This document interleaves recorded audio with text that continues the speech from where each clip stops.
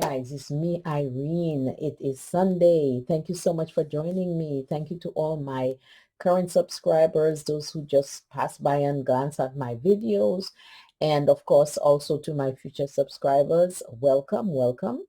Today, I am just so excited to share something with you. It may not be an original idea, but it has to do with stenciling.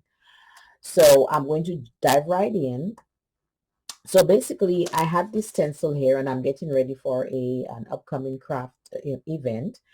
And I wanted to, create a few cards with, any combination or anyhow of this design. But I was just feeling so lazy to actually, sit down and do each individual piece of cardstock. Um, you know, because I usually try to do at least 10 of each card. And I thought, oh my gosh, that is too much.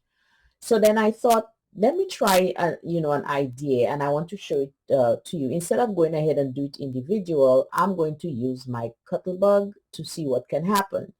So this is what I did. I went ahead and I just like taped the piece of cardstock anywhere. This is a 65-pound cardstock. And when I got it done, I was so excited. I thought, by golly, Miss Molly, it worked. So now I'm going to grab my Cuttlebug really quickly. So as you can see, I taped that piece on there. Whoops, sorry guys. And now I am going to grab my sandwich. Did I eat the sandwich? Because I cannot find it all of a sudden. Guys, give me 1 second. Oh, there we are. Okay, so I'm going to kind of move this up just a tad so you can see. All right. So what I did was I went ahead and I got a, couple pieces of, just cardstock just to give it a little more pressure. I use my my mat, my die cutting mat, and I went ahead and I placed it on the, on the mat, of course, in the sandwich. And I run it through the Cuttlebug. Now I'm going to show you exactly what happened and what I was able to do with it. Just 1 second, guys. Let me just get everything squared away.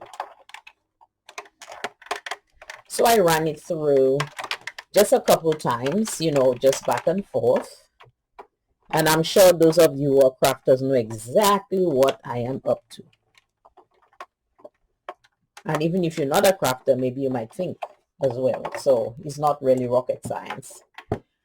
So once I did that, I went ahead and removed it, and voila. See, I was just so excited about this. I wanted to share it. So instead of going ahead and doing all of that individual thingy dingy, I chose to do it this way. So you can see the pattern is on here. Then I went a step further and I used some inks. I'm going to use some different distress inks here, just a little bit, maybe pink and purple, just to, and maybe yellow. Yeah, I can use this. So this one is fossilized amber, wilted violet, and pink raspberry. So I'm going to grab this sickle mat I have here to do all my mess on. And check this out. So I just swiped it over. And as you can see, the pattern is being lifted off. Now you can do it as light as you want or as heavy as you want. It doesn't matter. But this is what I'm talking about. There you go. You see? So I still got the pattern I wanted without having to do each one individually. And you could color it however you want to for whatever effect you want. You can do it darker, you could do it lighter, but the main thing is that you got the pattern on the paper. So I was just so excited. I wanted to share. And what I did was, let me show you a couple of things I did. So these are those cards I did yesterday when I got this revelation.